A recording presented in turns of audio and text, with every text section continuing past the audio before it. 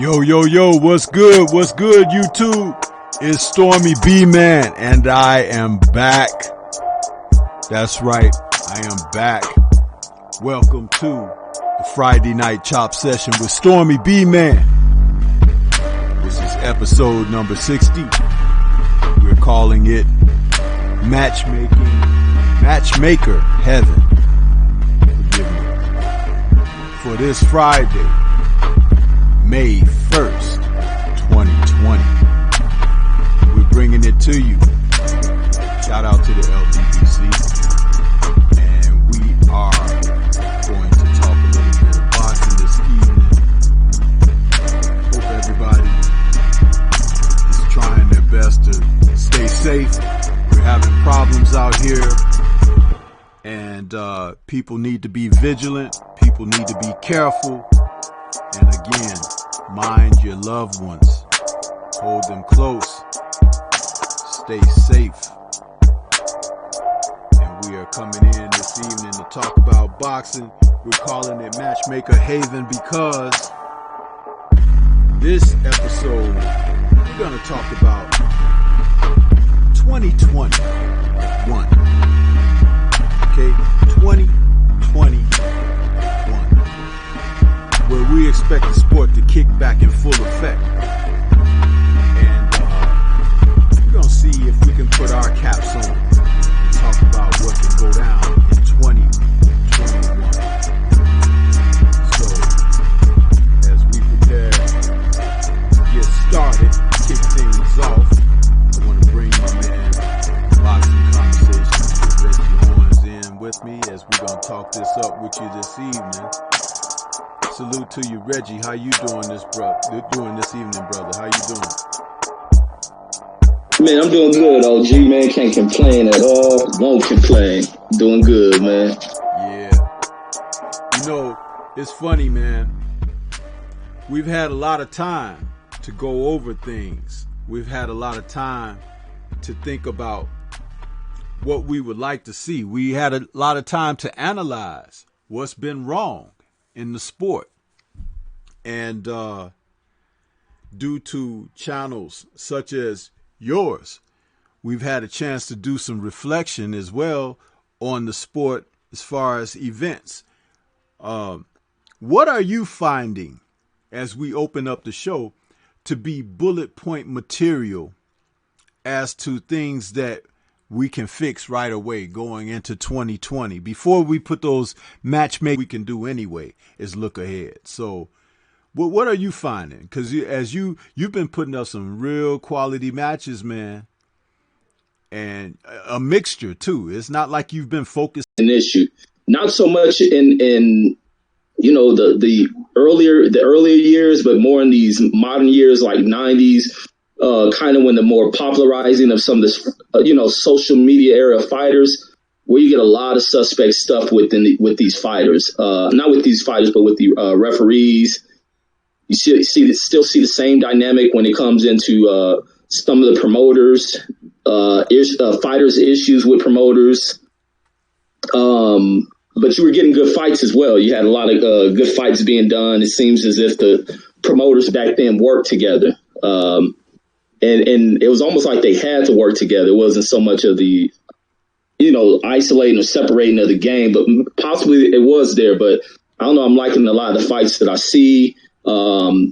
Not so much of this in-house or my fighters just fight these fighters or whatnot. I don't know. I'm just been enjoying it. The fans were different. The fans were much different back then. I was tripping yesterday watching the damn Floyd fight and seeing how fake the fans were, hearing them chanting USA to a Floyd Mayweather fight. And years down the line, they hate the guy. And also seeing at that moment of them even speaking, I like listening where Jim Lampley and them may point out some points, or any of the ringside commentators, they'll point out specifics leading into these fights. I like those points there, because even in that Castillo-Mayweather fight is right where you start seeing the rift between Bob Arum and Floyd. And it's the same story with Bob, his lack of promotion for his fighters. He won't get out there to make his fighters household names. They have to go about doing that on his own. And him being cheap not wanting to put extra money into advertising or any build up to fights because he doesn't see it as profitable. So that's the thing with Bob Arum. And that was a younger Bob Arum, and as he aged, he's still the same way. But I just like those little things like that, the little trinkets that come from what the commentary people speak going into a fight. But when the fights start, I ignore the commentary folks. Yeah, and that's all we can do. Those commentary people, they weren't never really there for us, the real true fans. They were there for them.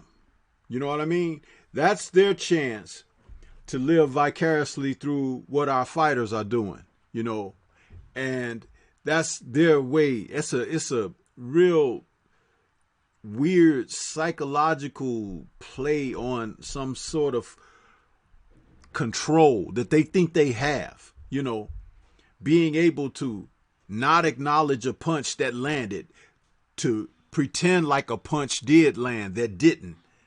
All that foolishness, you know, and they do it to an extreme.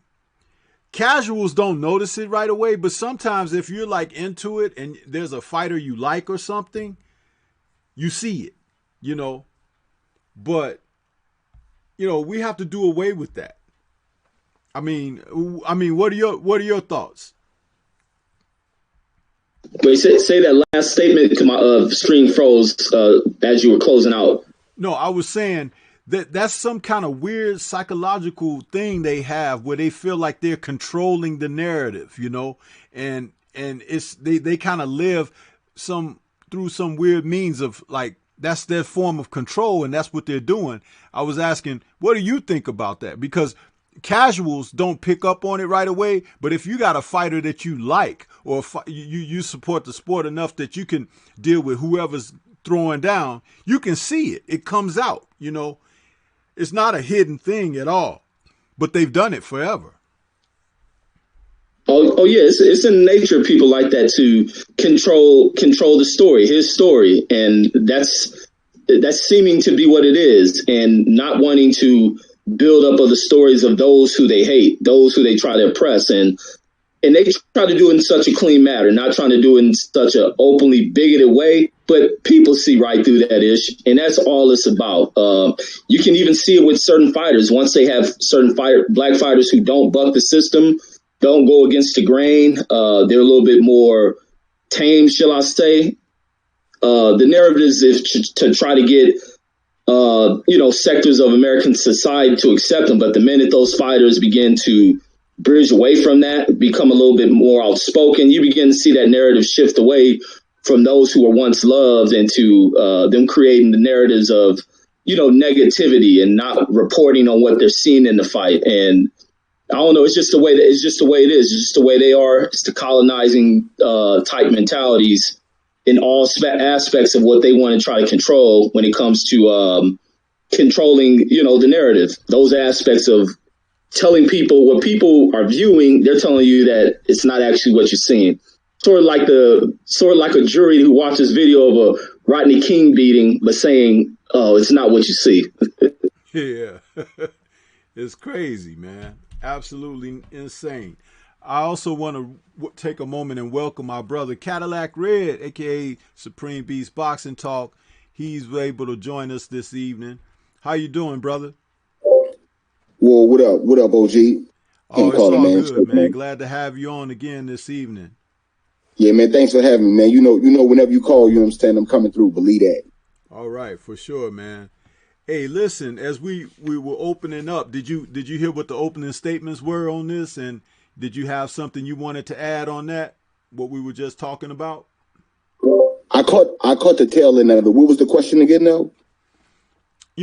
As we see, Reggie has been calling fights and stuff, and during this hiatus, and he's been doing a great job. And we were talking about, shutting down the mics of those announcers that sit ringside and call the fights, because they're not always sincere, and there's always an agenda afoot when they're calling these fights. And we were talking about, the fact that, I stated the fact that they've utilized that platform as some kind of weird psychological form of control of the fight game from their perspective because they can't do it in the ring. You understand? So even as, calling punches that didn't land or punches that did land and not acknowledging them and stuff like that. And, which makes us turn those mics off when we're watching. What are your thoughts about that? And, as we're moving into a new era of things, and when boxing resumes, maybe, considering better people to put around, or even as we do our shows, some of us can call fights and address it, from a proper perspective and stuff. But what do you have to offer on that particular subject there? Well, unbeknownst to me, when I was like a casual fan, we would have the fight parties, of course, and we would always have the TV a little bit lower so we could turn up. We talk our shit anyway. Yeah. So I never really paid too much attention to that. Now, once I became a hardcore fan, I really started paying attention to the sport more. Then I did see the bullshit because, you actually listening to what everybody's saying. So you do get to see the narrative and who they want to win. And you can tell it's kind of like worse than wrestling. At least with wrestling, you know it's fake, but they gonna play it out like you don't know who gonna win. We know who gonna win, but we not gonna tell you to the end. With this bullshit, it's like, yeah, we want him to win, and that's what it is. So it sets up for the so-called good guy to always win and to paint that narrative. But in all actuality, after that, you turn that shit back down, and then I get to following people that follow the sport for real. You get to following like the OG Fanon that'll call a fight, or KQKC that'll call a fight. That shit is actually more entertaining and better. If I'm going to listen to something other than myself talk that shit at the fight party, it's going to be, you know what I'm saying, one of the OGs like that or somebody that really do it. So I don't know, man. Those guys, they kind of like phase themselves out with that shit. In my personal opinion, I don't know. Maybe it's just me. I got you. I want to take a moment to acknowledge our chat. We got people coming in, and they filing in pretty decently right now. We had Dead Game Boxing kicking us up. He said, "Sup family, what's popping?" P Boxing is out there. He says, "Salute at Stormybman." Sister Denise Wards is out there. She says, "Good evening." Good evening to you, sister. P Boxing is out there. Says, "Good evening, Denise Ward." Miss Boxing has joined us. She's giving us the prayer hands and peace sign, and she's sending hearts. And Gigi is out there. He says, "Salute Stormy B-Man, boxing conversations with Reggie Owens and chat." And I see Supreme Beast is doing double duty out there. And Mr. Shelton is out there, says, "Salute." And John Lejeune is out. He says, "What up, Stormy and the chat?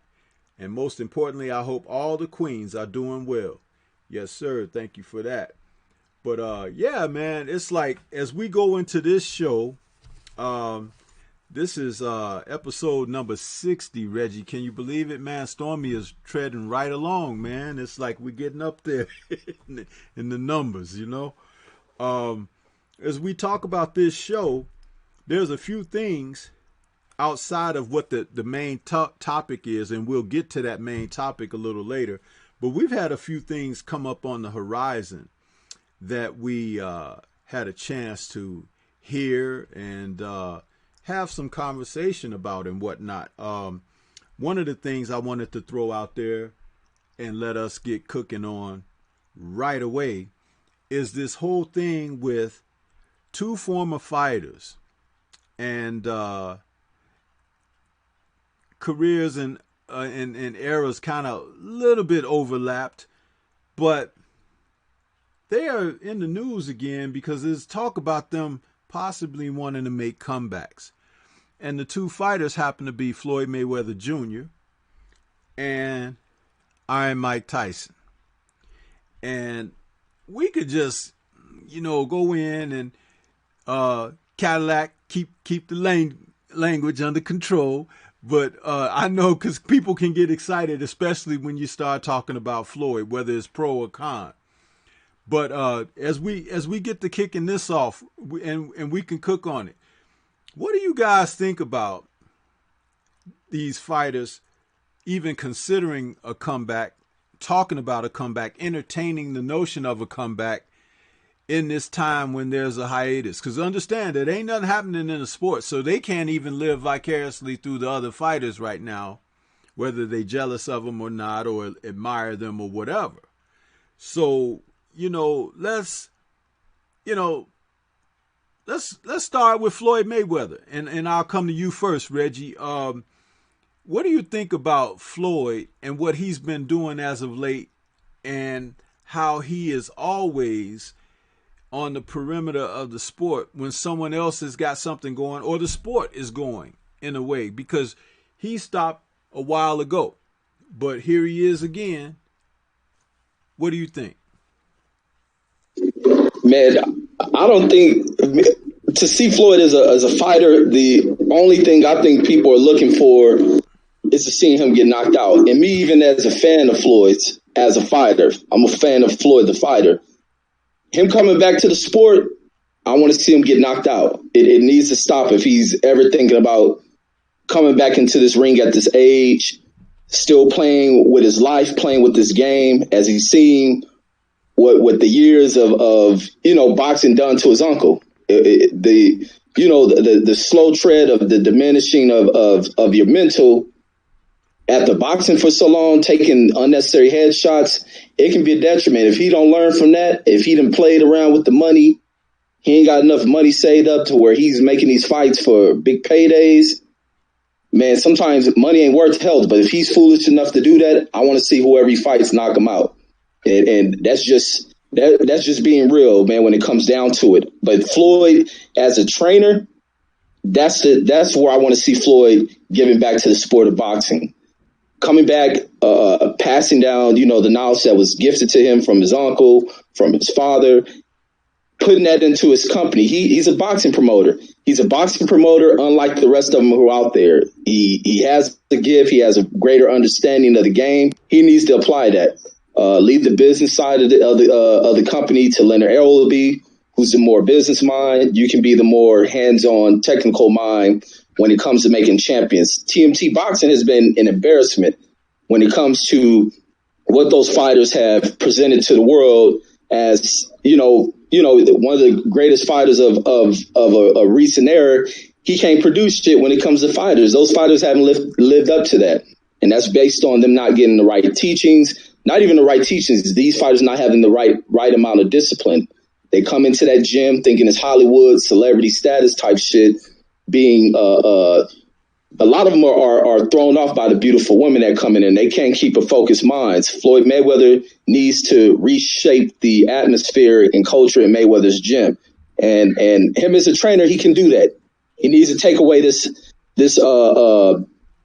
environment that's been portrayed up at the Mayweather gym. It has to change. He has to change culture and everything, and overnight he can change what that company represents, and he can change himself as a promoter, as fighters may want to sign with him. But other than that, it's been nothing but a sideshow and a circus, a place for you to crack some of the baddest bitches that hang around the boxing circle. Sorry about the cuss word, but him stepping back in the ring, I want whoever fights him, I don't care if it's a low tier dude, knocking Floyd out. He learned his lesson, stay away. But as a trainer, that's definitely where I want to see him. But I'm gonna pass it on.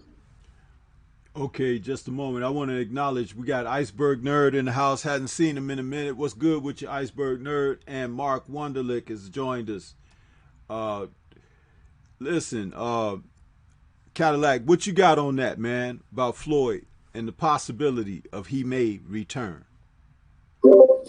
I mean, if Floyd come back and he fighting somebody for real, then I'm like torn. I can't even lie to you, because if you come back on some circus stuff and it's like somebody that's not of us, if it ain't one of us, then I want him to win.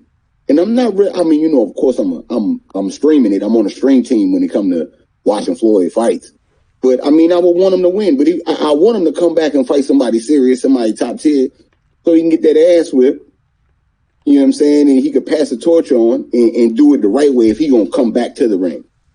I would like to see that. You got to fight somebody that's worthy. And that's, I mean, it's going to have to be Spence. It's going to be Crawford. You could get away with a Porter. You know what I'm saying, maybe Keith Thurman. AB, you know what I'm saying? Somebody, one of the brothers though, he fight one of them and pass the torch that way. I couldn't be mad at it. And I still would, like I say, I'm on the stream team no matter what he did. Now, as far as him being the trainer, I think that's the route that he should go. I do agree with Reggie. It's too much glitz and glamour in the gym, though. He need to have it in the same style of gym that he grew up in, that made him the fighter that he is. And then, you know, you become a champ. You become somebody of stature in the rankings. Then you come to the Mayweather, to the nice gym where all the bitches is at. Oh, my bad. Where all the women is at, you could get those things, but you got to work for that. It should be separated. But I think it's kind of weird though, because he being such a selfish dude, he kind of remind me like a team owner of like the NBA or the NFL or something like that. He owned a franchise, right? So he say, I own the franchise, but I'm gonna be the general manager too. And he not all that good at that because it's all about Jones. Him. Yeah, but it's worse though. It's worse than Jerry though. It's worse than Jerry Stormybman. Cause check it out. He said, okay, well, I general manager and I ain't all that good. You know what? Maybe I should coach him. I'm gonna come down there and coach him too. Cause it's all about me. And they can see me on the sidelines when I tell them to run the play. I mean, that's just what the field that he give me. It's like, I'm messing up so bad, I got to do more instead of just, you know what, I could fall back and just let the pieces do what they're supposed to do, what I hired them for, and actually be a force in boxing. Because that's what I would really, really want to see from Floyd, and being the force, being able to move pieces when he say do something, it actually get done in boxing versus the circus that he wants to be. Yeah, I mean, that's a great point. You made a great analogy, too, because Boxing Conversations with Reggie Owens in the chat, he says, a la former Raiders owner, Al Davis, you know, that guy. Same thing, you know. But, yeah, I think he's a attention whore. He just can't help it. Now, look at what has transpired, because boxing isn't happening right now. But just a little over a week ago, he was talking about he was giving money away or donating or something, right? And then he was riding his bike through the neighborhood and all of that and looking around. And, you know, there's people that's less fortunate out here. And he's like combing the streets. The man wants attention. And then what did we have recently that's what on everybody's lips? This documentary that ESPN has put together on the Bulls, The Last Dance. So there's something that people are talking about, people are excited about, and it's sports. And right now, because sports is on a total shutdown, that's something that people grasp a hold of with nostalgia. That Bulls team, you know, that won the 6 titles and all of that, and the last season and how big that became. Here he is. He's trying to put himself out there up against that, you know, and try to grab attention away from that. Like, look at me. I'm even from that era and I'm better. You know, it's like a little kid. And he I don't know if he could ever turn himself around. You could never say never, but he has gone so far off on the end that make people dislike him for outside of the ring stuff. And this is outside of the ring stuff. It's not what he did in the ring. And if he does come back in the ring, that is going to make people, like you just said, Cadillac, you know, hope to see that somebody put him on his can, you know. But the only way for him to complete his career, if he's going to fight again, would be to fight a young lion. It's like tried and true, because in the history of the sport, that is traditionally how the baton is passed. You get a former great fighter, well known in the public's eye and everything, and you got that young guy that's coming up that needs to make a name, that needs that name on his ledger so he can become a person of the current era that people will respect. Respectability. Oh, he took out the old champ. That must take place for Floyd Mayweather because that's the only thing that will complete his career. He can't keep darting in and out, sticking his foot in the pool and pulling it out and drying it off with a towel and coming back later and say, I don't think that water was warm enough, and sticking his foot in again or his toe. You know, he needs to fall in there, and get drowned by one of these young lions that's up and coming. And that's how it happened. It happened to Joe Louis. It happened to Sugar Ray. It happened to Archie Moore. You know what I'm saying? It happened to Sugar Ray Leonard. It happens in sport. It happened to Mike Tyson. So to complete that process, it ain't over until it's over. And that's what has to happen. And the public, the paying public, has to recognize that, remember what the narrative is. And it's like, you don't accept nothing less. Like when he fought that dude over in Japan or whatever, you know, wherever they fought, and it was like a exhibition really, because he wasn't really trained and he knocked the guy out easily and all of that. No, none of that kind of stuff. If you get in there, it's got to be one of those fighters like you named, the ABs, the Porters, the Earl Spence, or the Terrence Crawfords. It's got to be somebody like that, and a body like that will finish him off because he's too far removed from the sport as far as when he was in his heyday athletically and physically. See, George Foreman was a special sort because he could come back and the last thing to go in a fighter is his power. And because he had the experience to put that power out there behind some skill sets, he could take people out. And then when it came time in the championship fights, when he was facing those much younger guys, he had to still feel his way around until he could find one of them that he could trick. And he finally did when he found Michael Moorer. Michael Moorer, if he listened to his trainer that night, he would not have gotten knocked out. But he didn't listen to his trainer because he thought he knew better. That old bad attitude that he had reared up in the wrong time of a fight. George set him up and took him out. That's how it happens. And so for Floyd Mayweather, I think that his career won't be done until somebody does him in. That's it. You may see him at 50, still trying to stick his toe in the water, if people have paid along the way and supported along the way of him doing things that hasn't questioned his character as far as challenging. So it's like it has to happen that way. The three men that you see on the board behind me here, Holyfield, Henry Armstrong, Sugar Ray Robinson, these fighters, they all met their fate in that ring. When the night happened that when they climbed up into that ring apron, they weren't who the fans remembered them as being no longer. You understand? So let him keep on. It will happen. But he has to get in there with the right people. That's what I have to say about that. If either one of you brothers have something to say about what I said, you know, you can go ahead. We open it up.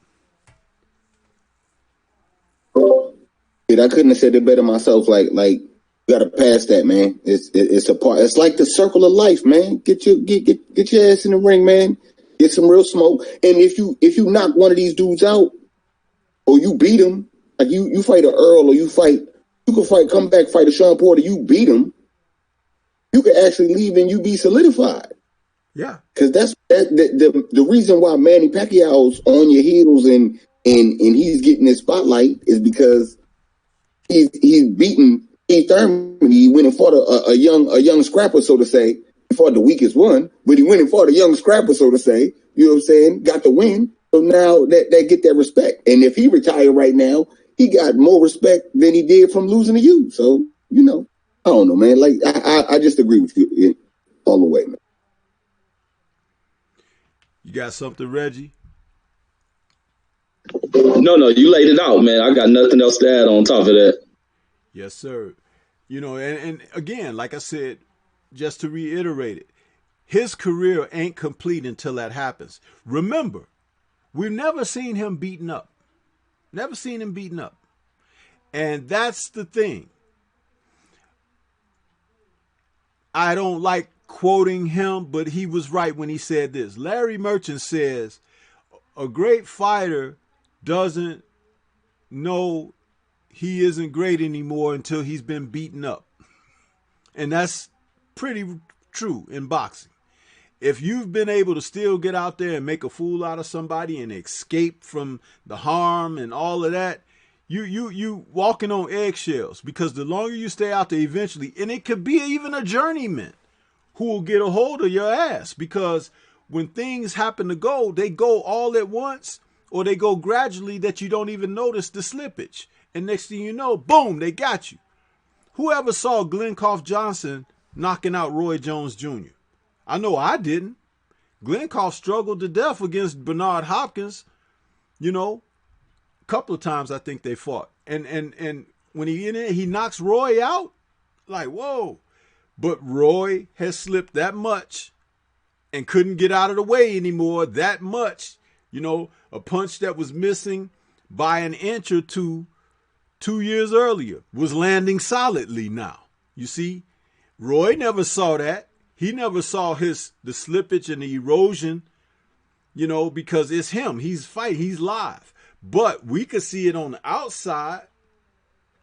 But it does, and not until it happens, until the defeat happens. That fighter is like, boom, it's done. He's beaten up or whatever. Who could remember Sugar Ray Leonard being beaten up by Terry Norris? It just didn't look, it's like, oh my God, stop this. It's like he looked horrible against, Terry Norris. And it was just a couple of years before that he had defeated Donnie Lalonde, right? He had the war against Tommy Hearns, the rematch, where a lot of people thought that Hearns won after dropping him twice, even though the fight ended in a draw. Ray still got back in there again a couple fights later with Terry Norris. And Terry Norris beat the crap out of him. And remember, a fighter can look good in the gym. He could look good in the dressing room. But my goodness, something happens from that dressing room till he walks up those stairs that final time. And when the bell rings, it all leave him just like that. There have been a number of fighters, including Sugar Ray Leonard, who have spoken about that. He said, I felt good when I was warming up. I felt good during the ring walk. I was like, I'm going to kill him. I'm going to get him. And when the bell rang, it's like I got off the stool to go out there, and the real me was still sitting in the corner, and it was just a shadow of myself out there fighting, getting beaten up. That's how they've described it. And Floyd is a guy, remember, he's hanging around the gym all the time. Everybody's kissing his butt and everything. So he ain't never lost that. So it's not even the fact that he has, some fighters and champions who left the ring, they missed the crowd. They missed the adulation. They missed the praise and all of that. Floyd don't miss that. He always clung to his money and material and things like that. Not even people. So he don't care about y'all booing him or cheering for him. So that ain't what he misses. You see, he misses something that he can never, even though he can try to acquire it, he can never attain it and hold it and just color. And that's that money, the money aspect of things, because money was not meant to be possessed. It was meant to be used. They call it currency because it flows. It don't remain. It flows. It comes into your hand and out of your hand into somebody else's, and maybe it come back and work its way around to you again, but it ain't meant to be possessed like that. And when you live your life like that, you become the current. Guess where you flow? Into somebody else's hands, and they're going to lay hands on his ass. That's all I got to say about Floyd on that. So, but yeah, we can move on to the other one, and that's Iron Mike Tyson. Okay, now Iron Mike is entertaining the thoughts of coming back for, quote, exhibitions, as he says, but mind you, he said it while he was still puffing on a big one, okay? So his brains may still be scrambled up, so I don't know what make him think that guy who couldn't get up against was it Brian Nielsen or something? He was sitting on the floor. Can he really come back and do anything? He was that guy that was still sitting on the floor and looking at the ref, asking him to help him up. He was way removed from Lennox Lewis, and you saw what Lennox did to him. So, I mean, Cadillac, we'll come to you on this one. What do you think about Iron Mike trying to entertain these thoughts? So Iron Mike smoke weed. You want to come to me first? That's funny. No. That's not. You're real funny for that. But now, no, that was. Go ahead, bro. Real talk, though. You can't take Iron Mike serious because, like you said, you don't know how good that weed is he's smoking. That might be something that he testing out for the market. Say something crazy like that. And they like, yo, that's a number one seller right there he got. So we need to take that. If he either said something like, yo, I think we need to do another podcast or something like that, they might have been like, okay, that's regular. We could, you know what I'm saying? So you can't never take him all the way serious, but I would like to see him come back and fight for the CBC championship. If you're not familiar with the CBC championship, are you familiar with the CBC? Stormybman? What's that? Are you familiar with the CBC championship? No, I'm not. I believe you are. Martin Payne fought for the CBC championship back in the 90s. Oh, okay. Okay, yeah, I remember that. Yeah. And if you fight for charity, and if it's nothing like too serious and it's all light work, so I wouldn't mind seeing it. If there's anything of any seriousness, whatever sanctions that needs to be looked at, real. Listen, the difference between him entertaining thoughts like that and what George Foreman did is character. Mike has always been a gentleman that had questionable character. And under pressure, he showed us several times that he didn't deal with someone standing up to him very well. He didn't deal with that well at all. So when you look at it today, and it is a young man's sport, Mike would have to deal with people out there that even in his prime, they probably couldn't hold a candle to him or anything, but to want to have that name on their record, or to be able to say, I whooped Mike Tyson or whatever, it didn't matter that he was 55 years old or 53 years old, 54 years old. It's like he got in the ring with me. I didn't force him in there with me. So when I got that victory, give me my credit. That's what you got people looking at. I mean, I don't want to take the floor on that too far because I want to hear what Reggie got to say. What do you have on that, Reggie?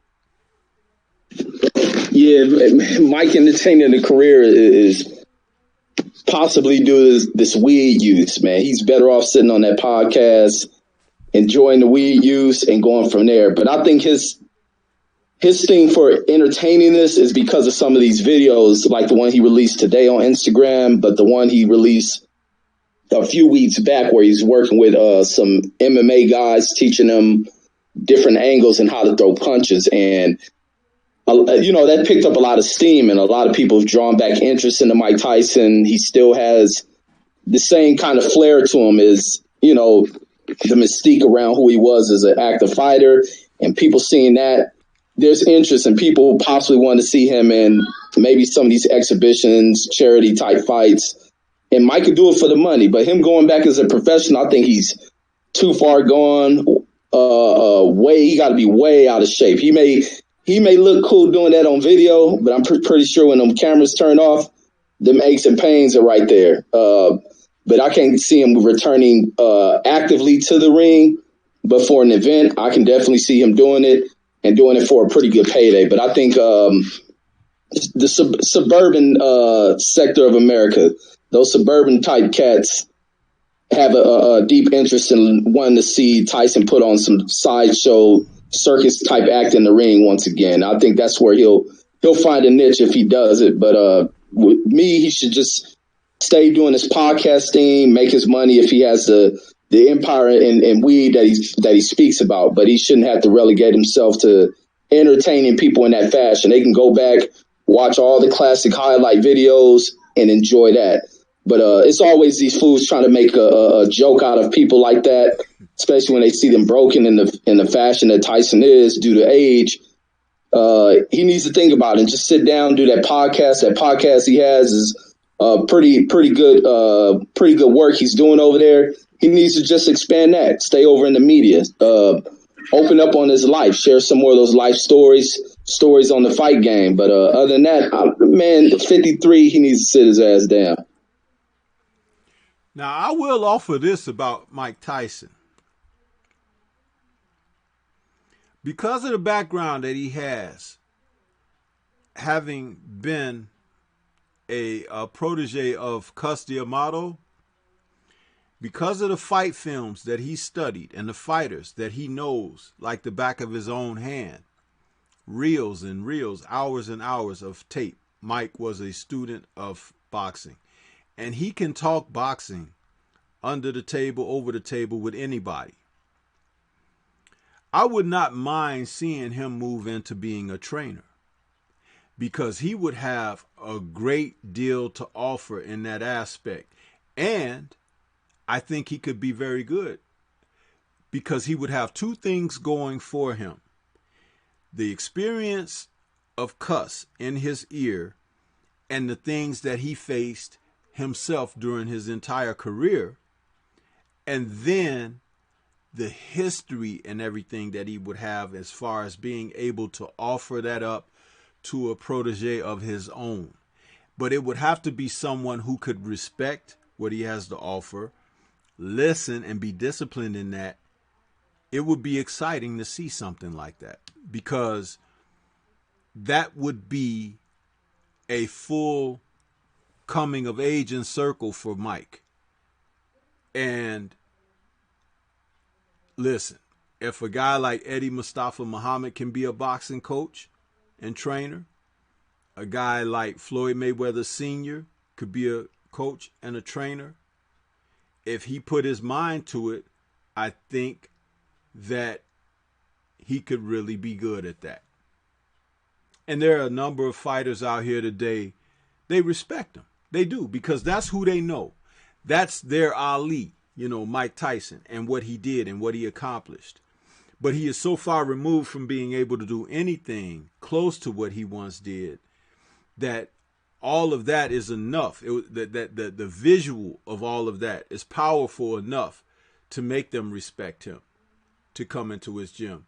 And lo and behold, if he got one champion out of it, many more would come and they would line up, because they would want some of that luster of fame and accomplishment and adornment to rub off on them.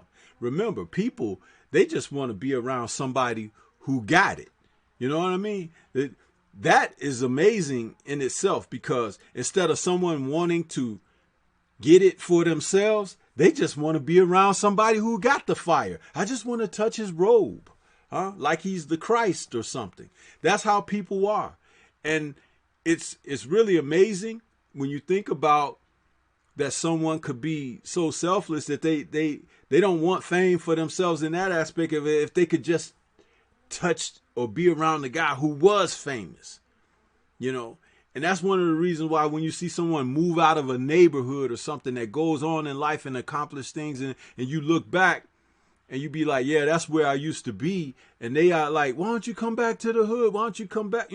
Because they live vicariously through you, instead of having the same inspiration or ambition to be there. You know what I mean? So it's like, that's something that really has to be looked at. But Mike Tyson could probably make a new career for himself if he were to focus on that. But that's the thing. Will he focus on it? Right now, the idea and entertaining the thought of trying to come back, hey, what? I don't think that's a smart thing for him. So you brothers got You got anything else on that? Okay, so hold on, Stormybman. I do got something for that. Okay, so we gonna not take him serious because he smoked. Then we gonna let him train somebody? No, listen. Ain't no fight gonna take him serious. Listen, but no. Listen. The whole thing about smoking, okay? I'm not.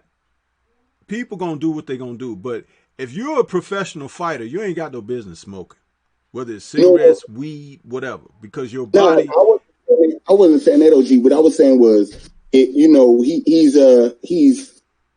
not to be taken serious. That was what I was going at. So if he's taken training, serious as far as coming back to box. I mean, just because Tyson will fly off the handle and say some off the wall stuff. You know what I'm saying? That's why when he says certain things, you got to kind of like take it like with a grain of salt. Like you don't know how 100% he is with it. Not saying nothing's wrong with that, because I do agree with what you said, but maybe not training, maybe like a consultant to a fighter. Because he could tell you about all the pitfalls before you get there. So definitely being in someone's camp, but as far as like being in the ring, I don't necessarily, or in the corner, I don't necessarily agree with. Well, he could be an advisor, cornerman. Some trainers, look at it like this. Some trainers, they don't be like actually in the ring and doing certain things physically or whatever. They are teachers. They are teachers from outside the ropes.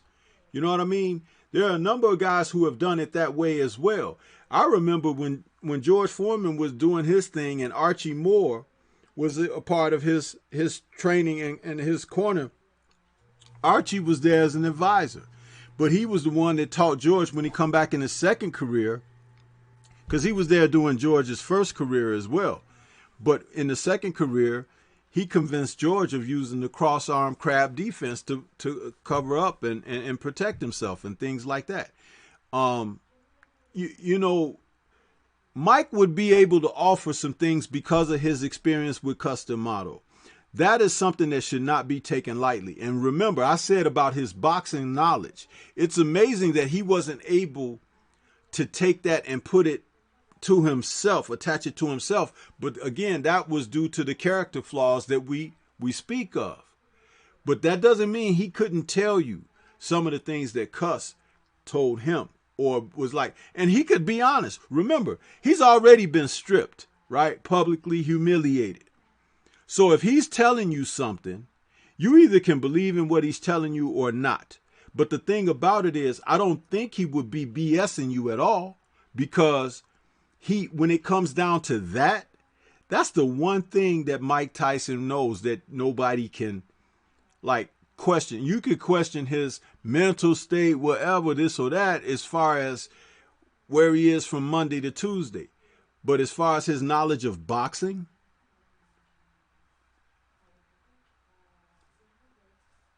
what can you say? No, that's facts, and that's why I said if he's like advising, or if he's like teaching from afar, but he's still in the camp. Being in someone's camp is valuable. You can't like deny that. The man is legend.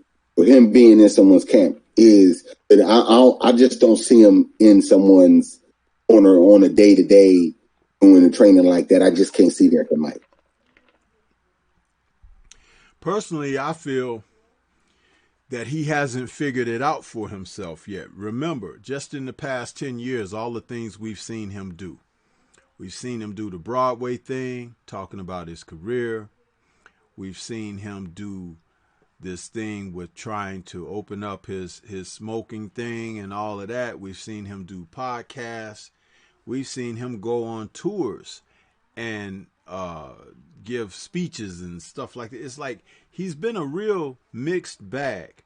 And I think that's because at the core, he realized how much he blew of his career. He really does. And in some kind of way, I really believe this. If he still had the youth to turn a corner, he would do it and have some success. I'm not saying he could come all the way back, but he would have some success because he got it now, but he got it too late now because the time has passed him by. When he came out of prison, I was like, great. This is a chance for him to come back and he could show the world that he's still a heavyweight champ. He was still younger than another fighter who was maybe a former champion, a Riddick Bowe or somebody. Because when you're facing a threat, you train hard. And your fear of losing or losing what you have or whatever is what will keep you sharp, will keep your eyes open, will keep you focused. And he didn't do any of that. Peter McNeely to Buster Mathis Jr., come on, man. Those guys weren't sparring partners for him. Oliver McCall, who dropped the WBC title to Frank Bruno, would have been a great fight for him coming back. Because Oliver fought gym wars with him. And he never wanted to fight Oliver when there were opportunities to fight him professionally because Oliver was a tough dude. But that's what he needed. Somebody who could press him. You see what I'm saying? And he had the chance and he didn't do that. The only reason they took the Holyfield fight because they saw Holyfield get knocked out by Bowe and they saw him have that real rough fight against Bobby Ches, who Holyfield should have washed Bobby Ches on paper. But he struggled. So they was like, oh, I think we could get him even now. And that's a great name to have. And Holyfield surprised them. Because Holyfield always looked at Mike as the man to beat. And when he looked at him like that, he saw him as the man who could put me on a pedestal. You see? And he fought like it. Mike fought like, oh shit, what have I got myself into? So he came out unfocused. He wasn't where he should have been.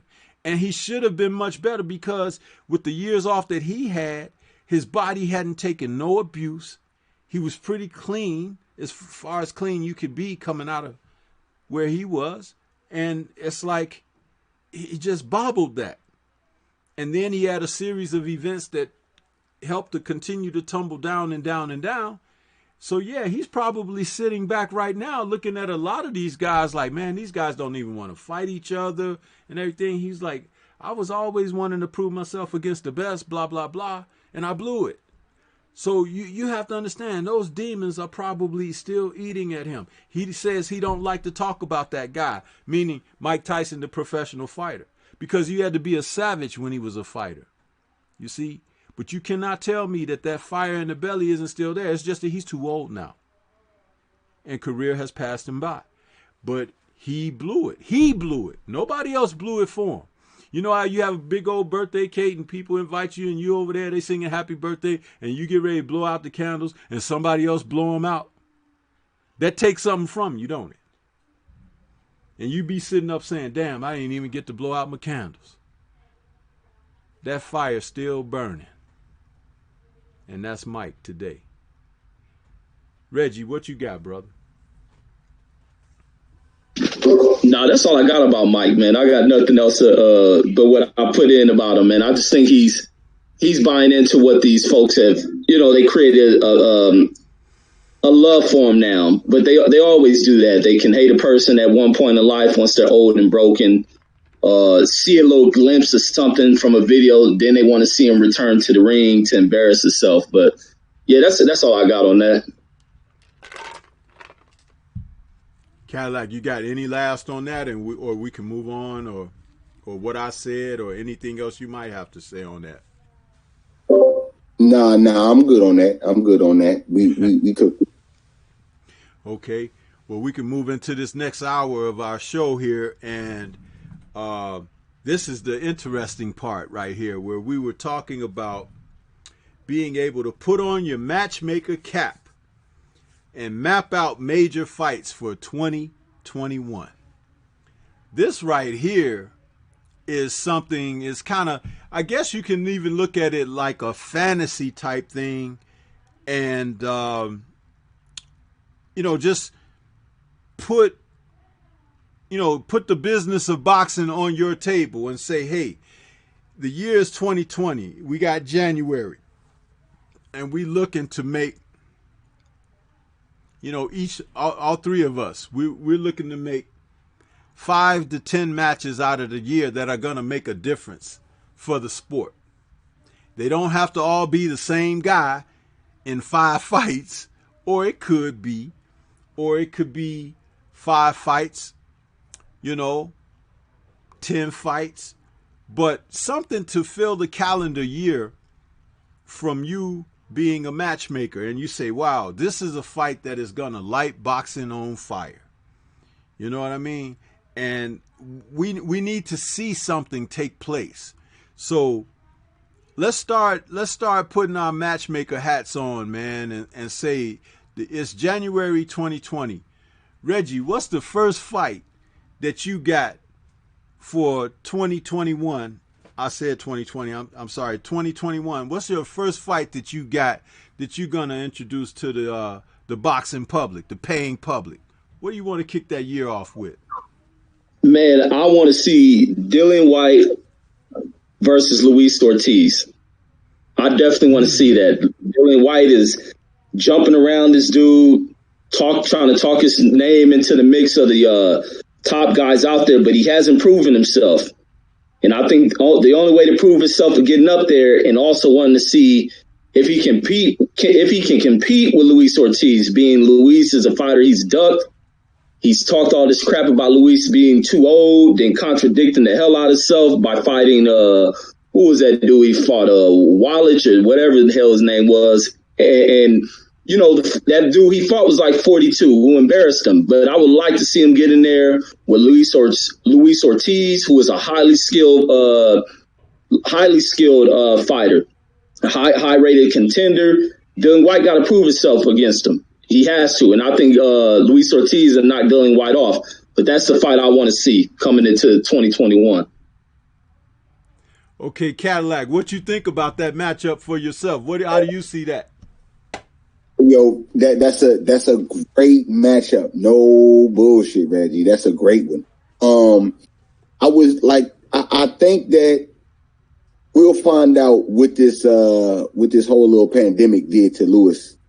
If they did set that up at the beginning of the year, you'll see if he was training or if he was just sitting down chilling. They say he did. I believe they say he caught the Rona, if I'm not mistaken. So we'll see the effects of that as well. So, I mean, I would think that's a great fight. I don't want to say it. I'm not going to say it. I think Luis Ortiz will win. Fuck it. I got Ortiz in the win. I just can't pick. I can't pick Dillian.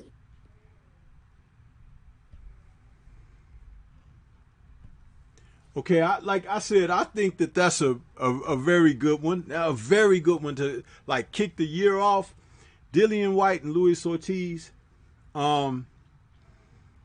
First of all, let's get some fights for Luis Ortiz, right? I mean, he deserves it. I mean, we know about his family situation and everything, and you know what a man Deontay Wilder was for blessing the guy with a couple of paydays that he wouldn't think about it. If Wilder wouldn't have fight him, he'd been all this time pretty much inactive. Unless they found some real low-statured guy just for him to get in the ring with, to make a payday. But instead of being a perennial top 10 contender where he can have a match against one of the other guys, nobody wants to fight him. It's like that's a shame. But he's a skillful fighter. He would have fit. I heard someone say this in another stream a while back. He was a type of fighter who would have fit well during the 90s. With all the guys who were mixing up during the 90s because they fought each other. And no one would have been afraid of Luis Ortiz, but he would have been competitive, being the fighter that he is, 6'3", 6'4", southpaw, light on his feet, decent power, and have boxing skills and ability. It's like that's what you want to see when you see the sport. Today, the guys are so removed from wanting to perform at a high level. They just want to secure paydays and be safe.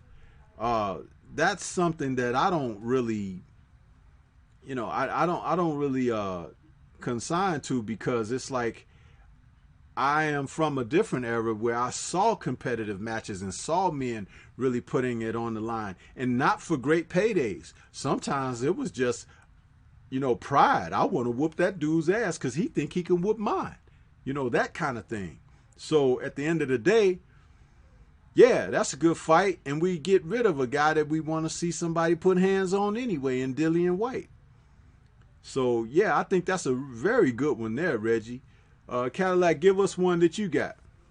You know, I'm gonna start this off real biased. I don't care if I'm running everything. So we're gonna do that one with Reggie picked with Dillian White. I'm gonna have to say I want to see Jason Rosario versus Jared Hurd. Those was Jared Hurd's belts from jump.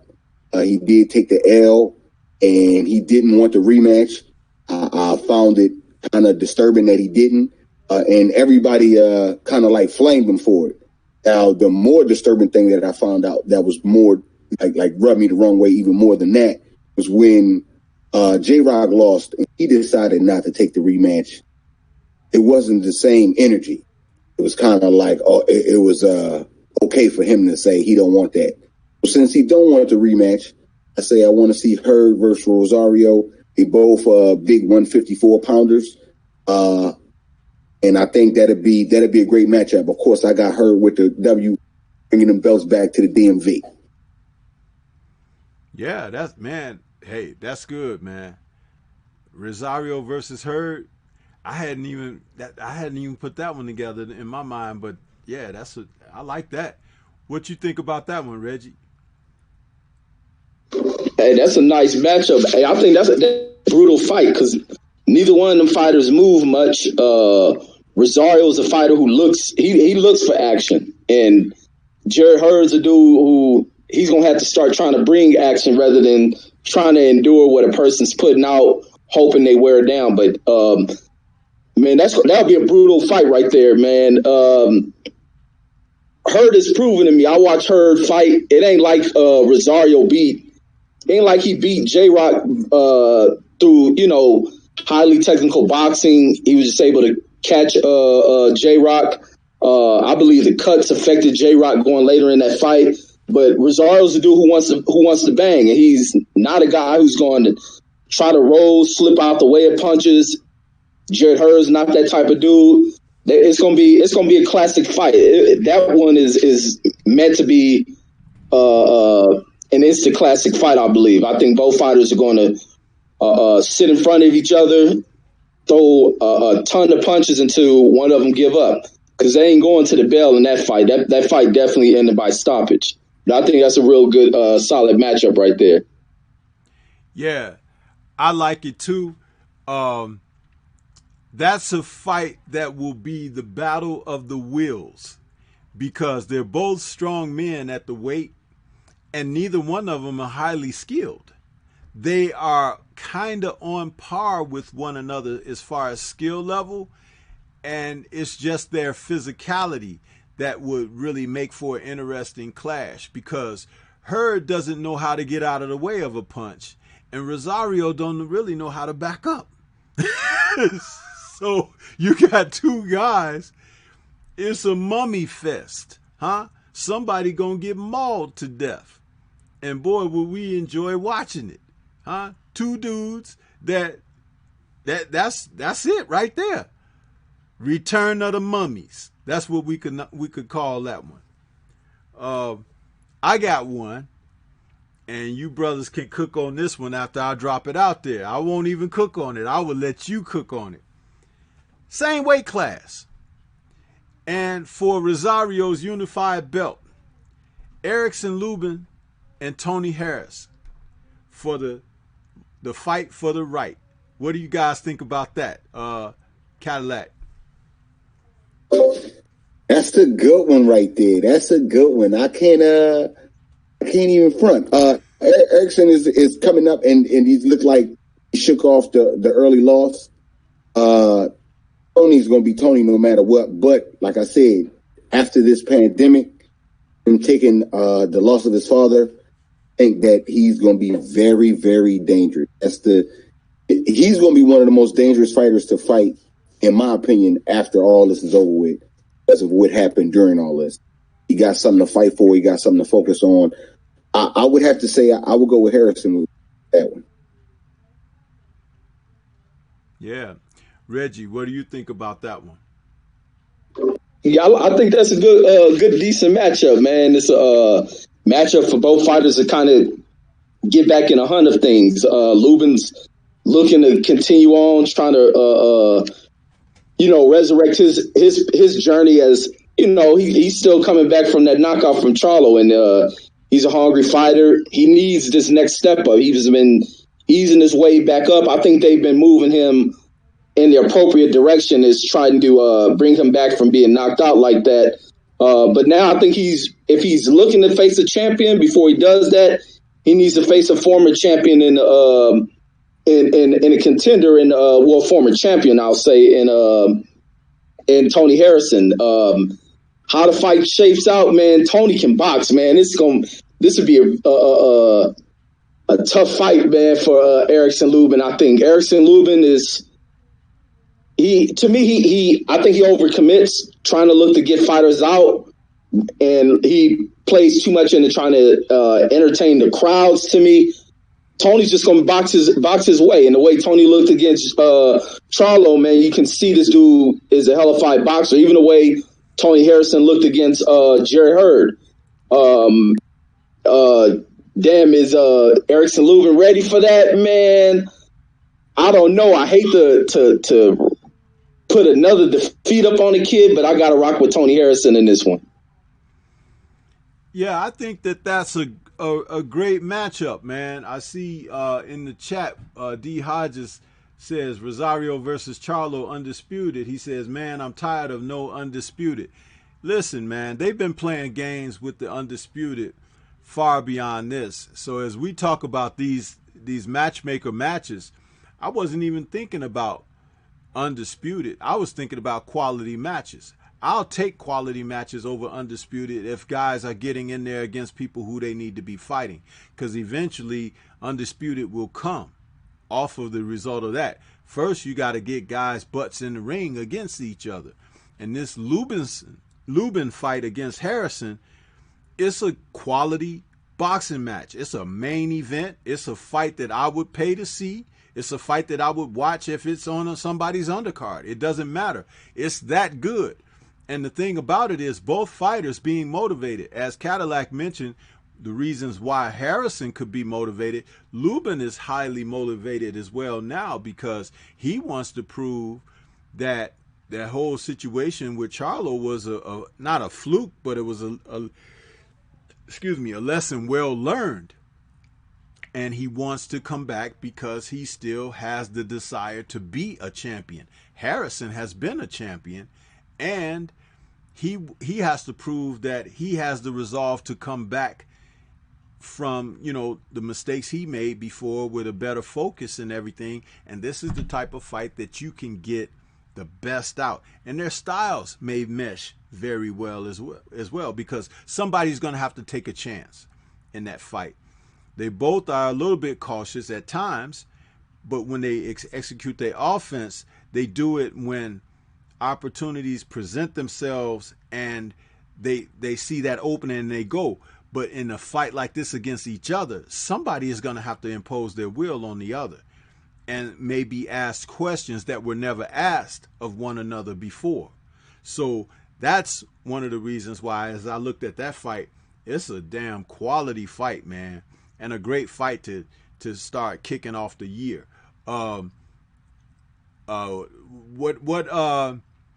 Let's see. What's another fight, Cadillac Red, that you have that can do us justice going 2021 going forward? Okay. So like I said, I keep it biased in the beginning. But since you gonna give me the pick, I'm gonna say I'm going with Harry Russell Jr. versus Bill Santa Cruz. The story of the molested chain, daddy's molested chain. That's what I want to see. They've been calling for that fight for a minute. Bill's always been playing a duck game. He then jumped up a weight class. Harry Russell says he's coming up in the weight class. I think that'll be a great fight for the little guys for the championship, and then make it do what it do. Of course, I'm going with the home team on Gary Russell, bringing that belt back to the DMV once again, two-time 2-weight division champ. Okay. in a fight that I don't ever see happening. But yeah, okay, because of Leo Santa Cruz, of course. That dude don't want no smoke with Gary Russell. But Reggie, what do you think about that one? That was the fight I was gonna say next too. Man, that's definitely what I want to see, man. I don't want to see no Leo Santa Cruz and Tank Davis. I don't want to see a fighter having to move down and wait to fight this dude when Tank should be fighting other cats. Leo's been ducking. Leo's been ducking too many fighters that's gonna give him trouble, and it's time for that shit to stop. He's been ducking Gary Russell for far too long. That shit Gary pulled with his father, he needs to come see Gary. And that's the fight that needs to be made because Leo needs to prove himself.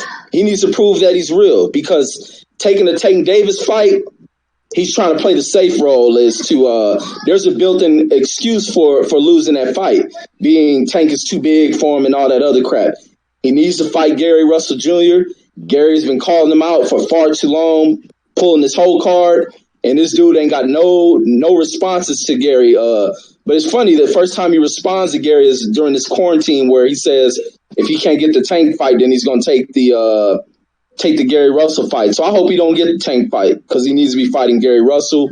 How that one goes, I just don't know. I'm going for Gary, but I just don't know how it goes. Maybe Leo shows up, he shows something, but right now, he has a big level of fear of Gary Russell. And with his confidence seeming to be shaken, I don't know if he can pull it off unless he's back against the corner. He's just forced to fight his way through this fight. But yeah, that's all I got. But I definitely want to see that fight. Yeah. My thoughts on Leo Santa Cruz and Gary Russell, it's a fight that I would like to see, but I don't think it's going to happen.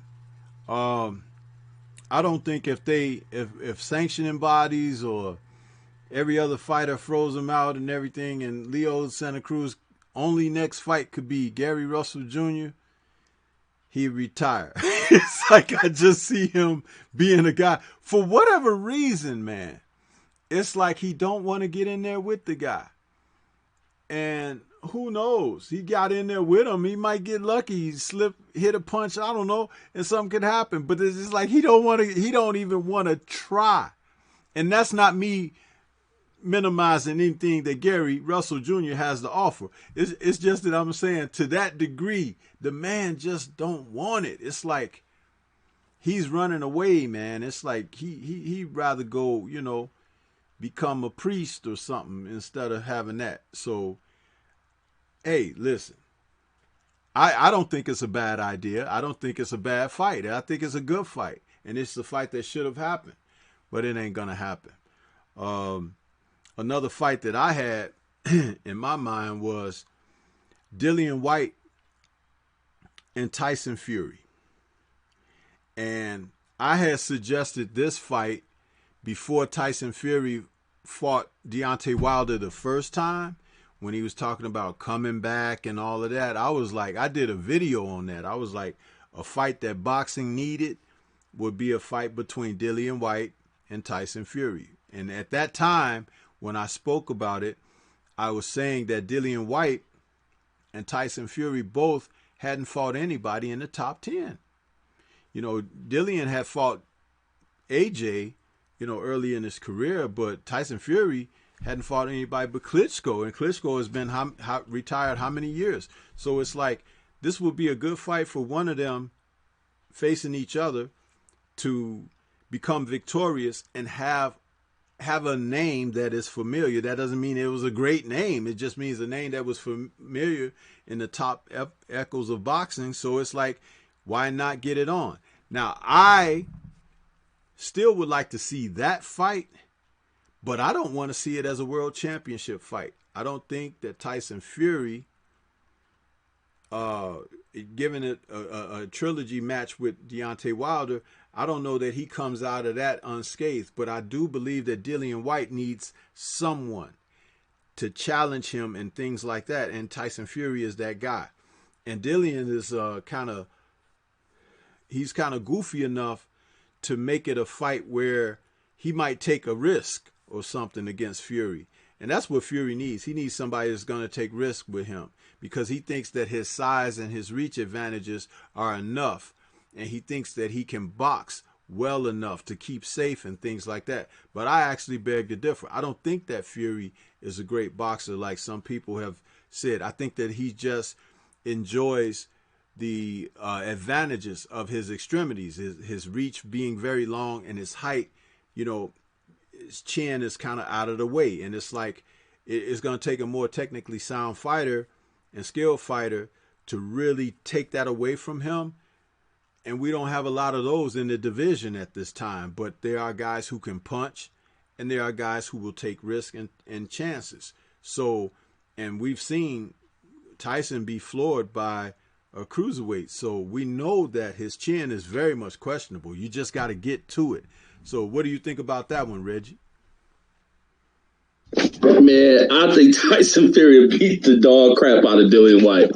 I don't think that fight would be competitive at all, man. Dillian doesn't have the tangibles needed to even give Tyson Fury any difficulty.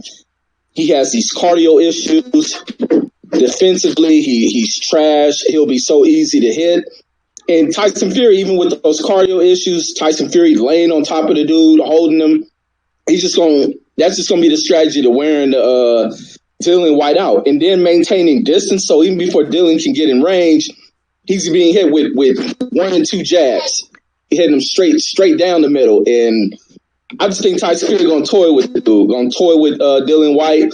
Once Dillian White starts to fade, it's bye-bye. I got Tyson Fury dogging the crap out of Dillian White. He lacks too much to go in there facing a guy that big. You see him, the biggest guy he fought was his last guy, and he struggled against that old man. Okay, but let me ask you this, Reggie. Do you think Otto Wallin is better than Dillian White? Oh, that's the guy who put him a cut. I'm gonna say yeah. I don't. Yeah, I think he better. I don't. Okay. So Cadillac, what do you think about that one? I kind of agree with Reggie that and look, man, I'm not gonna go against my people, so I'm gonna go with Dillian White. And I know Tyson Fury did give him some work back in the day. That's what they say. They got their little sparring stories or whatnot. But I don't know. I brought up Otto Wallin, and I the left hook or the left hand is what cut him, if I'm not mistaken. And we all know that that's Dillian White's punch. That's his go-to punch when he in trouble. That's his go-to punch when he want to hurt somebody. So I don't know. That puncher's stance that he has is definitely greater than the average. But I mean, it's a good fight. I mean, I would definitely watch that. That's something that I wouldn't be disappointed in. Now, them fighting for the WBC championship, something that I wouldn't want to see fail. But other than that, I think that's an all around great fight, and I will go with Dillian White with the upset, just cause. Yeah, and for whatever reason, I don't know that Tyson Fury actually weighed what they say he weighed for the fight against Deontay in the rematch, that 280 or whatever they said that was. I don't know if that was 100%. I think they pulled something with that. But he was still a bigger dude, but I don't think it was as much as they said it was. Yeah, okay. So Reggie, give us another one of your fights. I want that since Dillian White made the statement. I mean, not Dillian White. Devin Haney made the statement. I want to see him fight Lomachenko. He needs to prove that theory that he stated. Which I'm rocking with him, but it's going to be a difficult fight, and that's versus Lomachenko. I definitely want to see that so he can prove to the world that he ain't losing to no white cat. And man, that's really what I want to see, and that will propel the hell out of Devin Haney. I wish he didn't take it back. I wish he didn't take that statement back, and he could have just let them take it as being a racist statement and use that to propel him. That would have created the great excitement needed to build around that fight. is him stating that no white fighter would beat him. And damn, I wish he didn't clean that up. He should have left it as dirty as they try to make it. But him going in there versus Loma, I definitely want to see that because he can have the torch. He can take the torch and become a young megastar at that moment. And I think he'll do a better job of representing that division and becoming a star because Loma's doing a good job of being a star, but he's a person with media backing behind him. That would be the perfect fight and victory for Devin Haney. But it's going to be a tough battle going in there with a guy with the experience and skill level that Lomachenko has. But that's the fight I definitely want to see. I want Devin to go in there and prove that theory is true. Show the world what he can do. Show that he's here and he's here to stay for a long time. If he can go in there, if he washes Lomachenko, man, he's gonna be major. But it's gonna be so many people running and ducking from the dude. Yes, sir. Yes, sir. I want to take a minute out to say something, man. We got a lot of trolls coming in the chat, man. These guys not family, they not recognizable or whatever, and they making these little remarks in the chat. I wish for any of my wrenches that are still out there and active, please be vigilant in getting rid of these guys. I know who they are and I know where they coming from. Just on sight, wipe them out, man. I don't have a channel where you could just come in here and be playing around here. That's not welcome here. We talk boxing on here. We don't talk about other people. We talk about the sport of boxing. But you're not welcome to come in here and just leave these ridiculous remarks and everything like that, playing games. Be a man and grow up, okay? And take that shit somewhere else. You're not welcome here. Get the fuck off of my channel.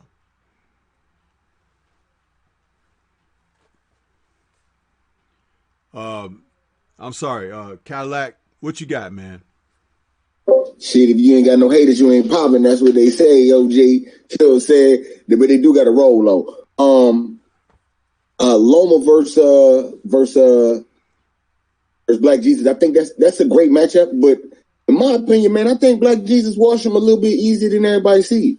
I mean, Loma had trouble with who was it? Was that Uncle Luke Campbell? You know what I'm saying? He had trouble with him out there in Europe. So I mean, I think Evan is head and shoulders above him.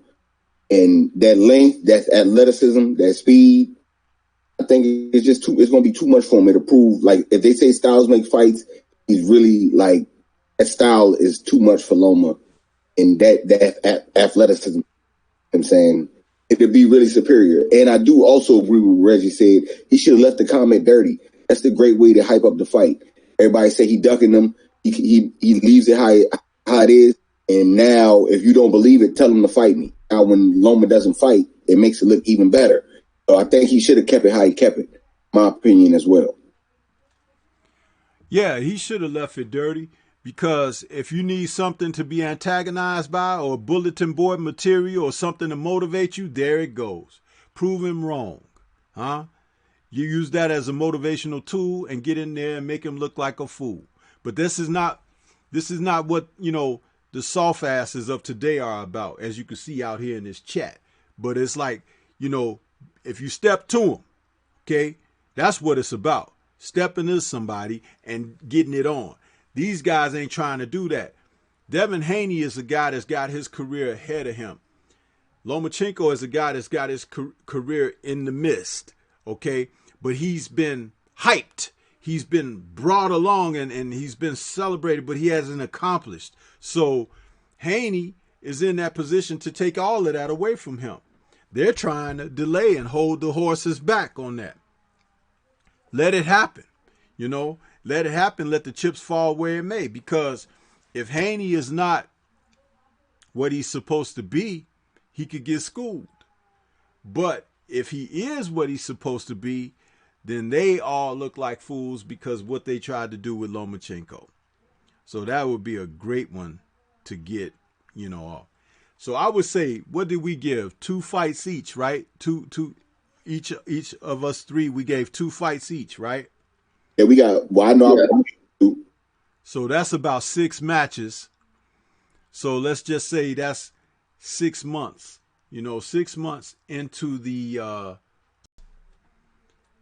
get this smoke. I'm sorry, and that was Matt Barnes and Steven Jackson, and it was a great interview that these guys did with Earl Spence Jr. And it gave us a chance to have a good sit down and hear Earl talk for himself since he had the accident and everything, and where he is today, and what he's dealing with, and what his aspirations are as far as being on the comeback trail and everything.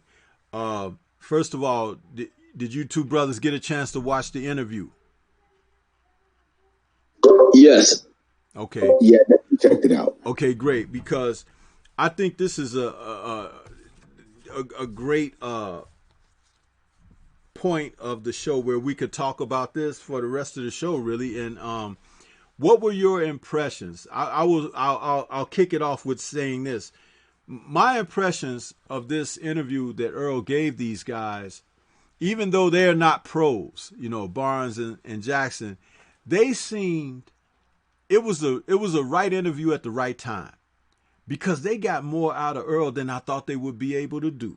And even Earl admitted to some things which is commendable, because he's a man, he takes accountability, and he admits to his shortcomings and things like that.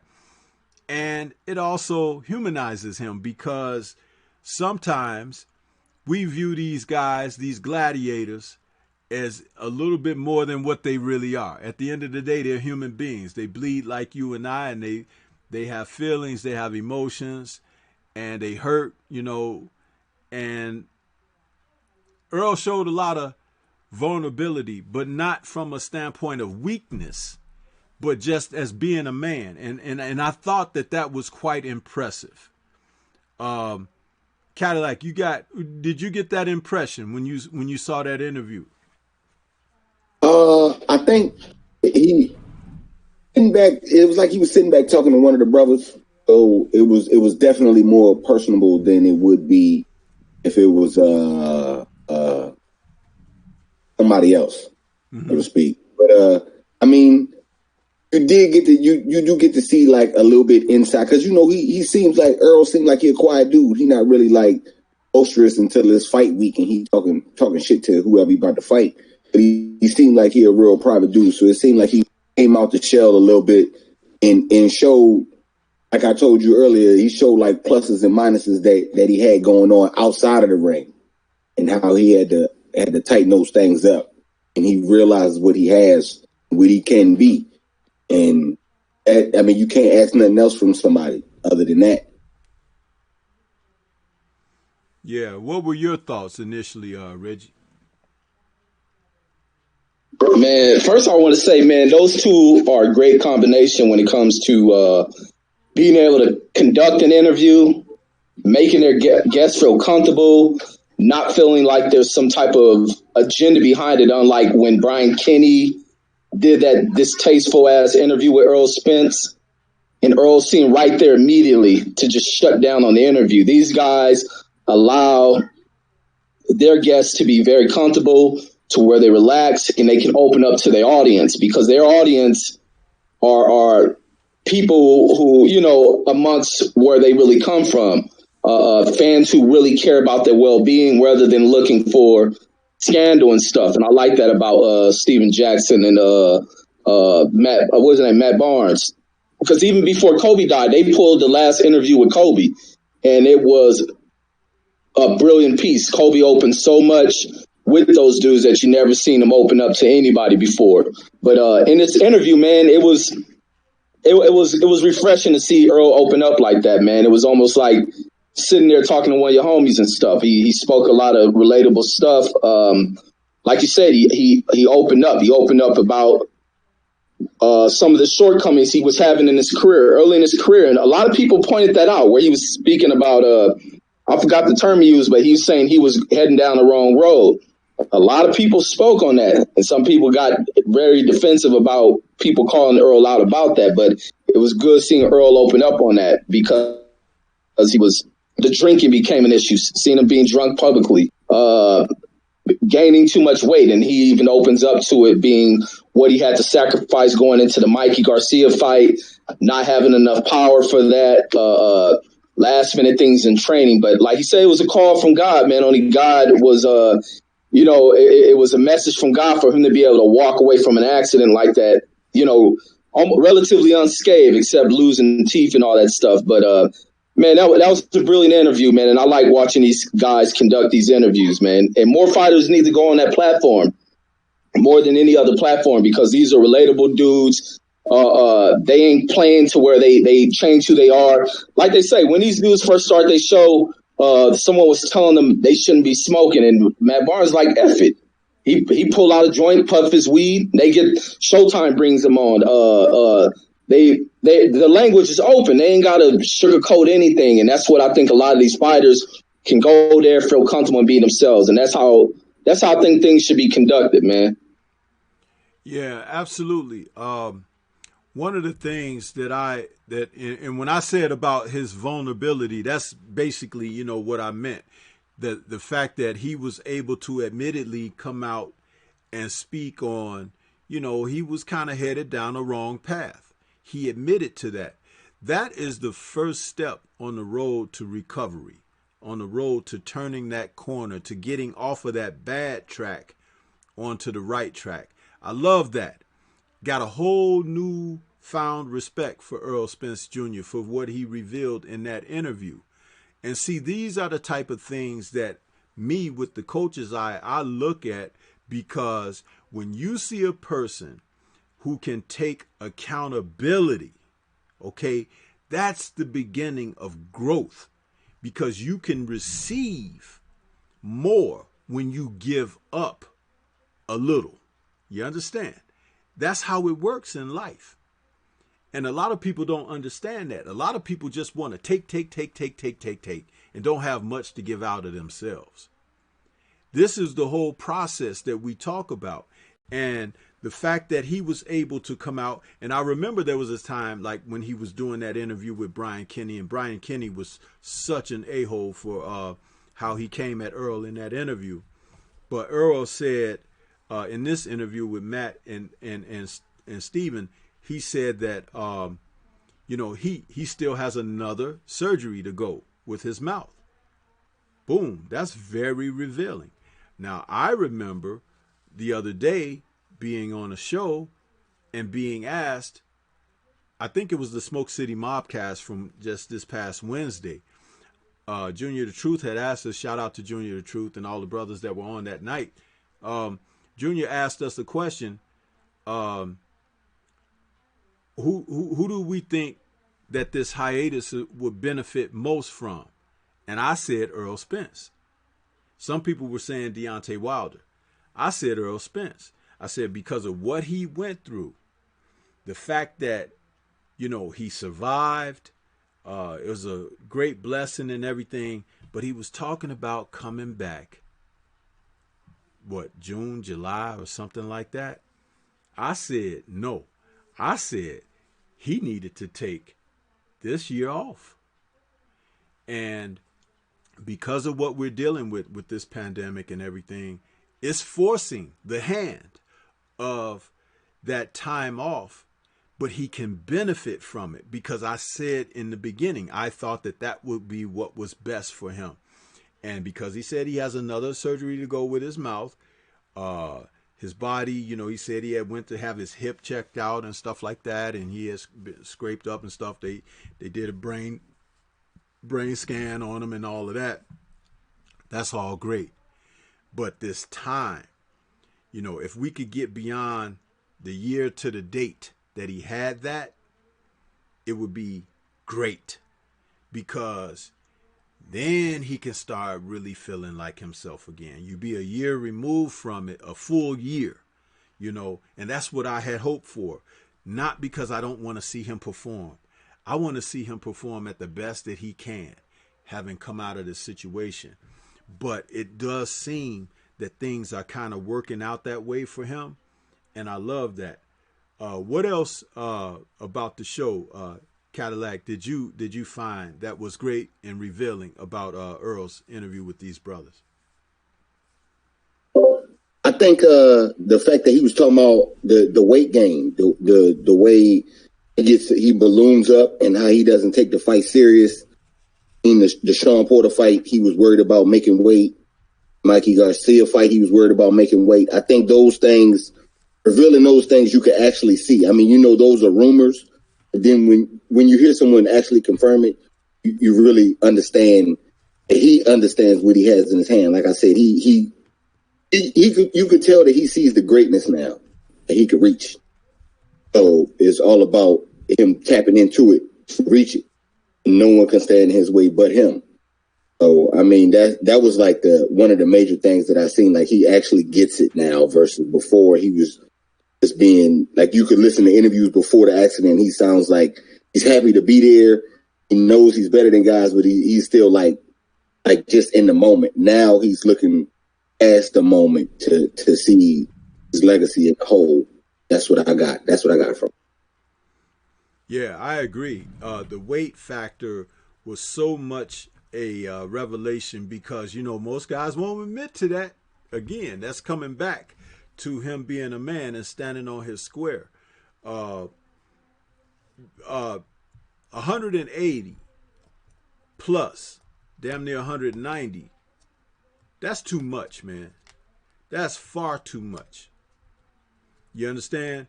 Because, like I said, the best of them, when they were fighting in their day. Look at Sugar Ray Leonard today. Sugar Ray Leonard was a welterweight, junior middleweight, and middleweight. He tried super middleweight, but that wasn't really his weight. I think when he fought Terry Norris, he had dropped all the way back down to 154. So it's like, think about it. Sugar Ray is 70 years old now, something like that. It don't seem like it because the brother still look like he's 45 or 50. But yeah, Sugar Ray is an older fighter, and he looks great. His walk around weight. Fighters walk around weight, and I have maintained this. I said, man, anywhere between 12 to 15 pounds over his fight weight, because when you can get the optimum where you're not depleting yourself, but you're strong, you drop that walk around weight, the water weight, you're ready to go. And all of that, dude, you're depleting yourself. That's like if you're 40 pounds over your fight weight, okay, or 40 plus pounds over, or damn near 50 pounds over your fight weight, what percentage of your body is going into the ring? Huh? Or at least making it to the scales, because they figure I could rehydrate while I'm, but that's still dangerous, because the fluids that are extracted, don't forget, they're extracted from your brain too, which is what causes and leads to brain injury. So for him to get back down to a manageable weight, and I think I heard him say something about wanting to make around 160 as his walk around weight. That's fine. But 180 plus? Come on, man. Come on. That is too much. And you're a young guy. And don't think that you can get away with that as you get older, because it becomes harder and more difficult to cut that weight. But Reggie, what do you have to add on that about his revelations about his weight and everything? Man, that weight issue is a career destroyer, man. He see what happened to his buddy Adrian Broner. We've seen the history with that weight issue, not so much of the cut but weight period, man, is a thing that doesn't mix well with athletes who have to fall in a certain realm dealing with their weight. But him sacrificing that, going into a camp, having to drop that much weight, being the camp ain't so much working on particular strategies or working on certain aspects of your fight game, but you cutting weight. It's like fat camp the whole time, and you're not adding nothing into what you have in the tool bag. You can't reach into anything because you ain't worked on nothing, because you trying to cut off, what is that, close to 40 pounds? And that can be unhealthy, man. That we seen what happened to Roy Jones having to make that quick cut, shutting all that weight, all that muscle. Like, man, you do that too many times, you're gonna slip up and you won't get up. You'll get counted out just be based on you going in a fight that week, and you going there against someone that's strong, healthy.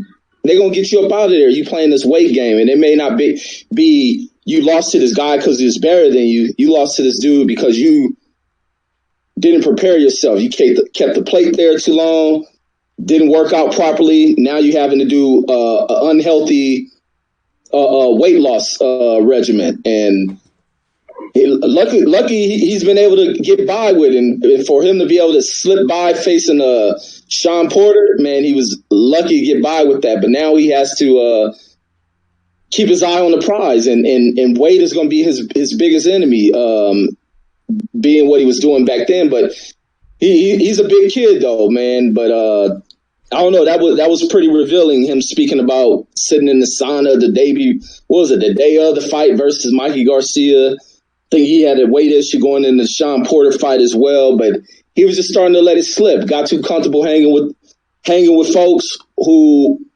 if they were true.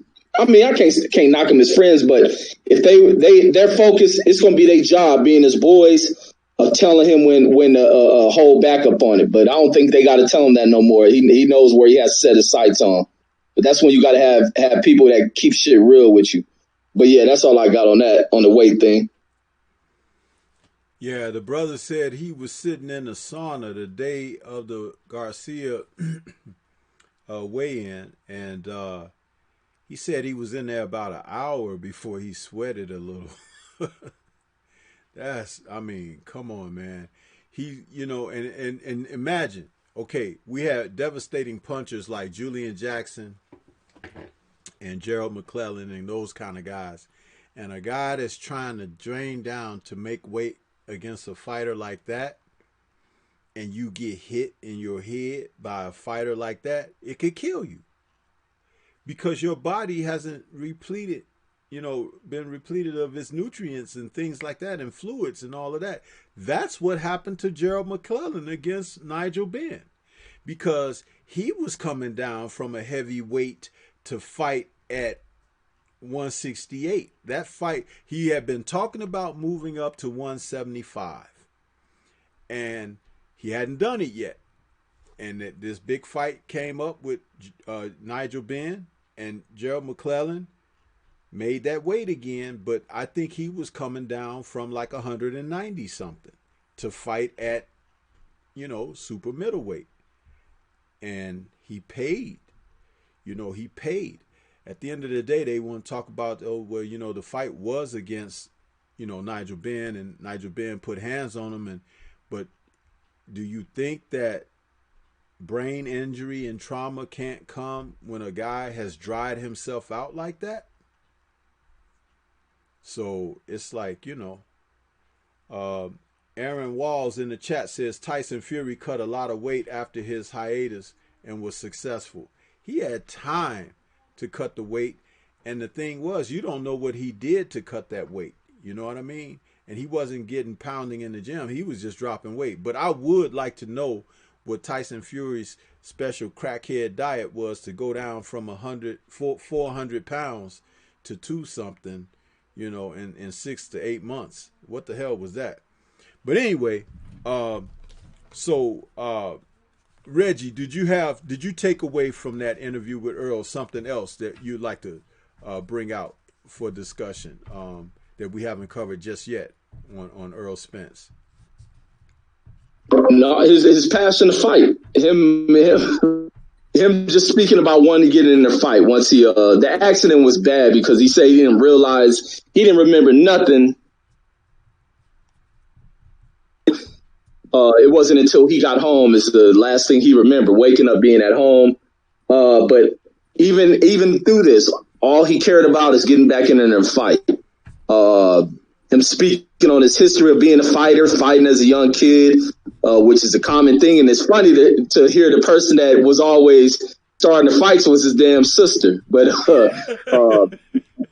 him just being, it's in his heart. It's just built in this dude to want to get in their fight. His parents didn't want him rushing back in there. This dude's trying to rush to get back in there and do the thing he loves. And that's prove himself as a top dog amongst those within the group he campaigns at. But I don't know, man. I just enjoy enjoyed everything about it. But I really enjoy hearing about his willingness to get in there and fight.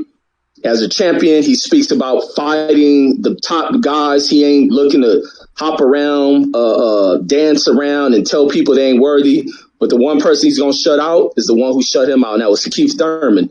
I like hearing that, and he has a valid reason for doing it. Keith Thurman played those games, and now I still doubt Keith Thurman wants to fight the dude even for a payday. Keith Thurman going and lay down or something. But I just like his spirit of wanting to get in there and prove himself as the best. He don't care about what his parents had to say about him getting back in there. Even if the doctor told him he couldn't fight, he probably would have found a way to get up in there. But lucky all things are a go, and we'll see it. We'll see it. I was going to say I'd rather him take an easy route fight to see where he's at, but he's wanting to get in there and fight, so ain't no need to pacify or try to hold him back. Let him get in there and thump it out. Absolutely, man. And those are great points that you raised. That will to want to compete, I'm glad that he hasn't lost that, but that interview and his revelations of self and vision of what he wants to do and what he wants to attain, and how to handle Keith Thurman. Nothing but respect for him for that. I love that.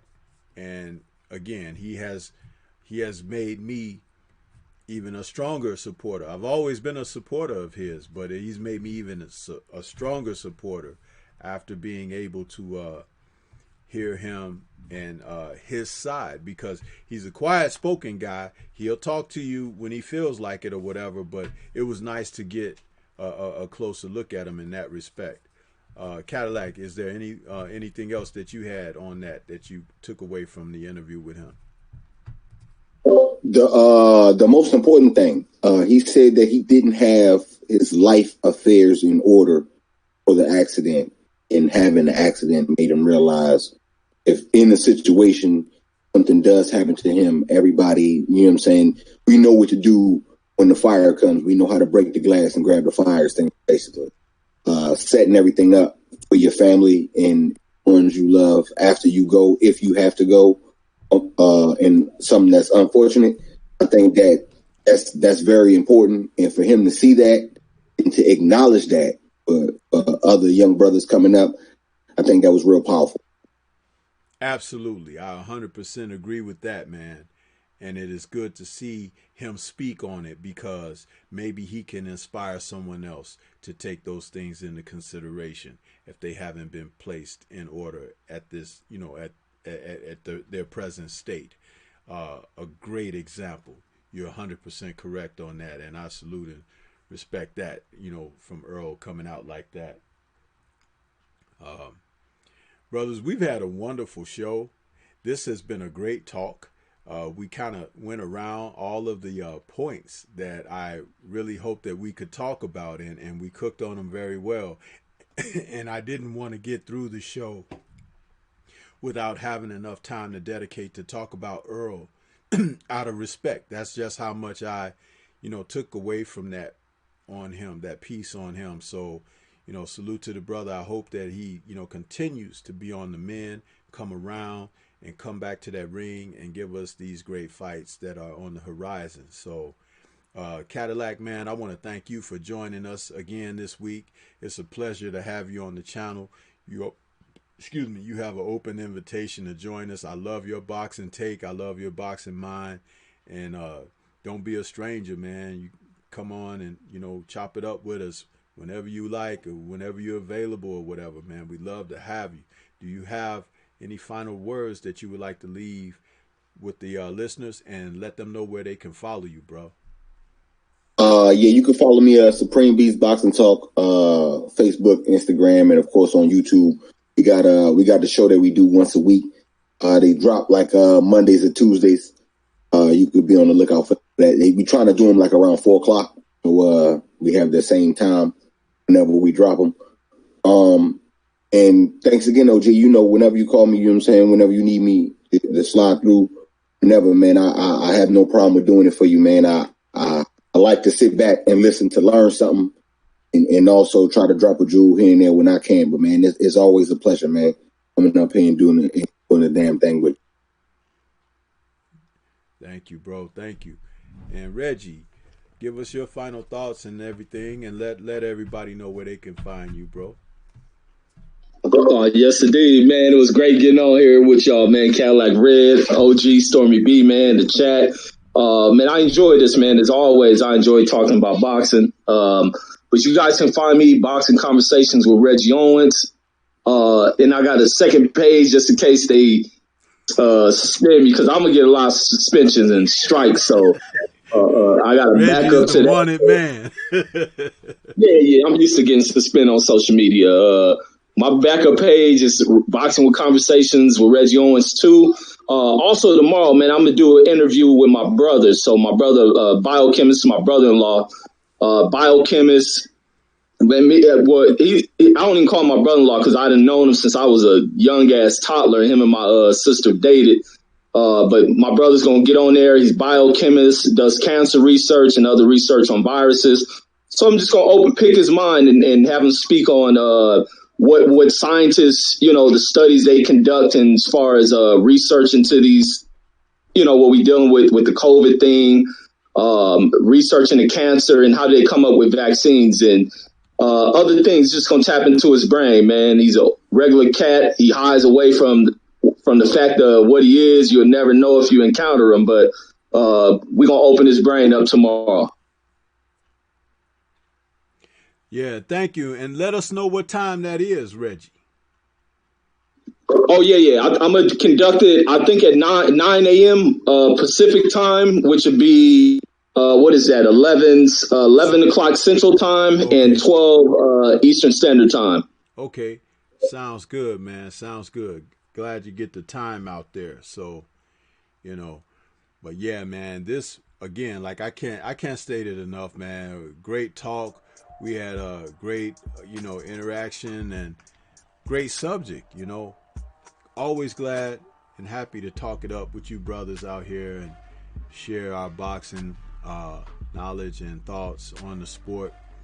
And there's always more that we can do. The sport is far from dead. There's so much life in the sport of boxing. It's unbelievable. But it's only when you stop and take a look at the sport for what it really is that you begin to see these things. As we go from fight to fight to fight, when boxing is live, we sometimes forget to smell the flowers. You know what I mean? We just want to look at the grove. But sometimes you have to take that small look and look at those flowers in the sport. And it's a wonderful sport, man. I love it. Love the sport of boxing. But yeah, this has been another great conversation for the Friday night chop session. Stormy B Man is here, Reggie, and my man Cadillac Red. We're going to say good evening to everybody. Hope that everybody has a wonderful weekend, and don't forget to look for us. I'm not certain if the In the Eye of the Storm will be tomorrow morning at 10 a.m. Central. I have to double check